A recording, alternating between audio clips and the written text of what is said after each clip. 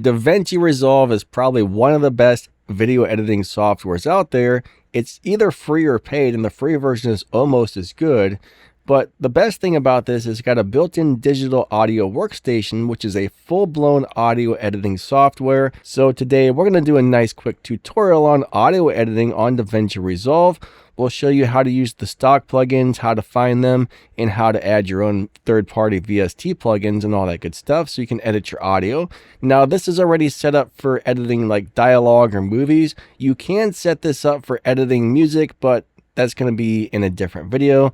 We're just going to show you the basics, how to make presets, how to save favorites, and all kinds of good stuff when it comes to the audio plugins. All right, so we're on Resolve. I threw a video clip on here. Now, down at the very bottom of the screen, I'm going to look for this little music note, and I'm going to go ahead and click this. Once I click the music note, I am now into the audio editing part. So this is the digital to audio workstation.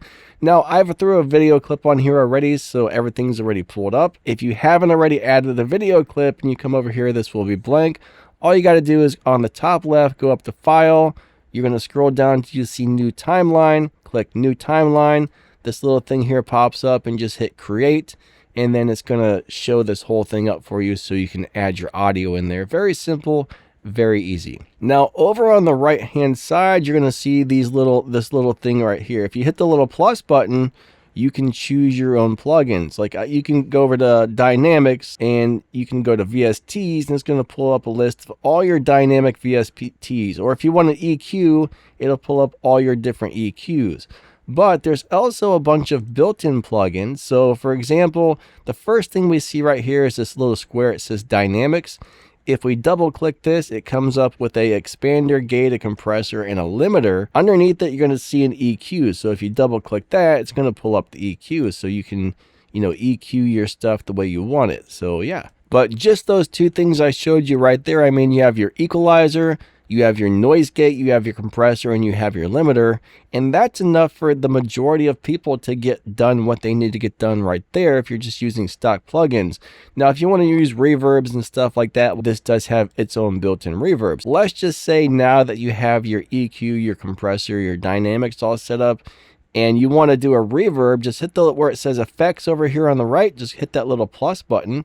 Come down to reverb, right? Once you find reverb, if you click on Fairlight, it's going to pull up. There's Fairlight and VST. So the Fairlight is the built-in effects. VST would be the ones that you've added. Let's just say we want to do the Fairlight reverb. That's going to pull this up. And yeah, I mean, let's play a track for a second.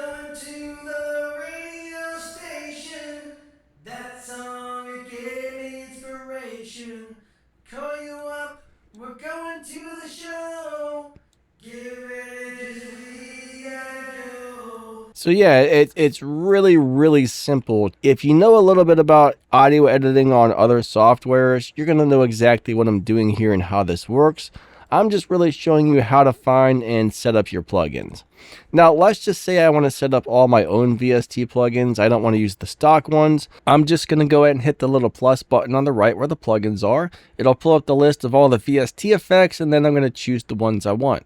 Let's just say the first thing I want to run is going to be my EQs. I'm going to go down to EQs. I'm going to find my Pro Q3, which is my favorite EQ. So I'm going to go ahead and pull that up. I'm going to go ahead and set that up. Let's just say that's my EQ curve right there. I mean, that's kind of the normal one that I do on my voice right there, is just about like that. Now I want to run a de-esser. So let's just say I'm editing speech. The next thing I want to do is a de-esser. So speech or vocals, right? De-essing gets rid of those harsh S sounds.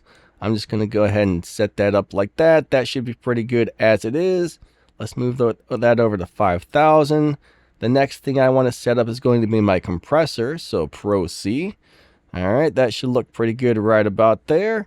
After I get my compressor up, I am going to go ahead and run a limiter. So we got our limiter. And let's just say I want to get rid of some background noise. I'm going to go ahead and pull up my background noise remover, which is going to be the Clarity VX Stereo. And I can grab this and actually move this around. If I want this to be on the top, I can change the order of these plugins. And let's just say I want to add my own reverb. Now, if you've already got a plugin in here and you don't want it anymore, you can just come over here. You click more options, it'll pull all this stuff up.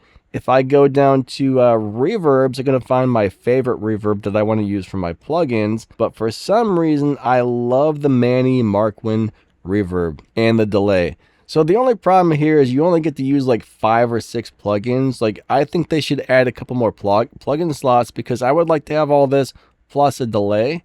I mean, I could always add the delay on the bus, but that's going to affect every other audio track as well. So there are a few limitations to editing audio on Resolve, unfortunately.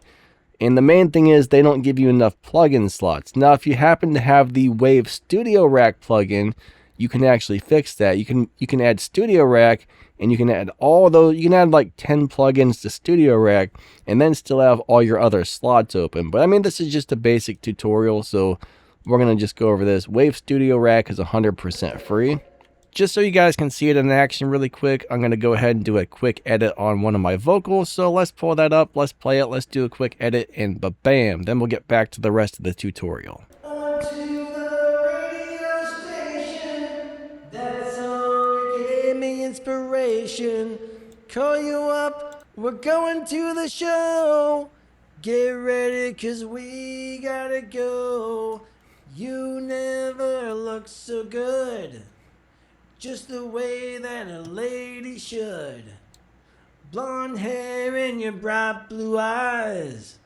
The moon, it never shines as bright as your big blue eyes. Favorite band on the stereo. We love it, but we got to go. You and me, and we have all night.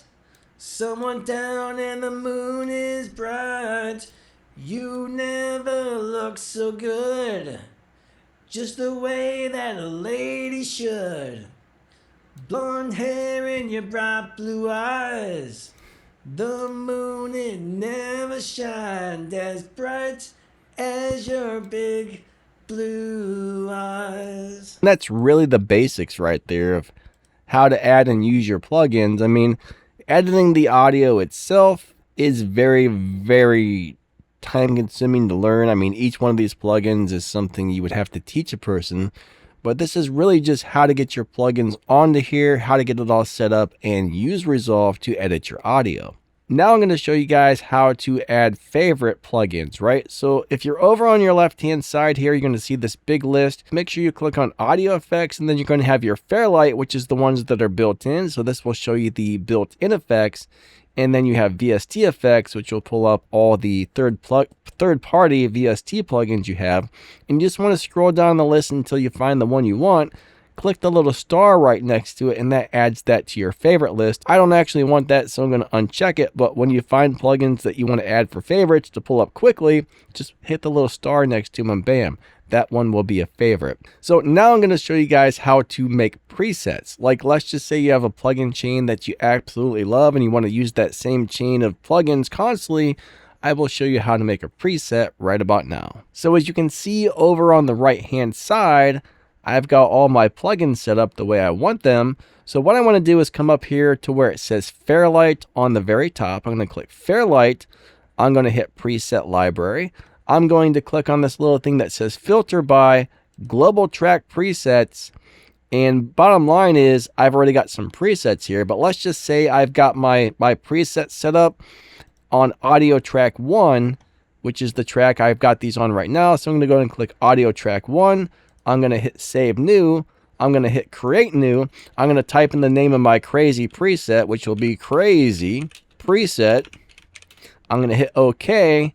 And then bam, I just made a new preset. So anytime I want to add that same preset, what I'm going to do now is go over to Fairlight. I'm going to come down to Preset Library. I'm going to make sure I'm on Global Track Presets. I'm going to find the preset that I want. I'm going to click on it. And then I can use audio track 1, 2, 3, however many audio tracks. You're going to choose the audio track you want. Make sure only that one is highlighted. Then hit apply.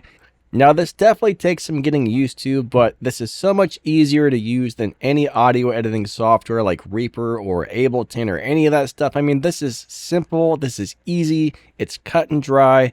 There's not a bunch of crazy complications. Now, if you're needing to set this up for music, that's a whole different story. But this is already set up for somebody editing voiceover, dialogue, movies. You know, it's a video editor, so it's not really designed to edit music, but you can set this up to edit music if you want to. Now, I edit my voice on this every day. For every single video, I add some audio effects to my voice, so I'm going to go ahead and show you what I use. So the first one I run is Clarity VX. Like if I have the window air conditioner or a fan running in the background, this will remove that type of noise as long as it's not too loud. It will cause artifacting if you really crank that up, or if the background noise is super loud. But if it's just light background noise, you turn this to about 30 or 40% on the knob, and bam, it gets rid of all the bad background noise. The next thing I run is Clarity VXD Reverb. Let's just say there's a little bit of reverb in my vocals. This is an optional one, you know. That will get rid of a little teeny bit of reverb. Again, if you crank it up too much, it'll start to add artifacting. So I usually keep the little knob on around 15 or 20 for this one.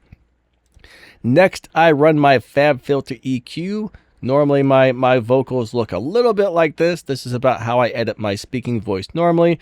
I just do a little 1 or 2 decibel boost on the high end. Right around 4,000, I add a little 1 decibel boost.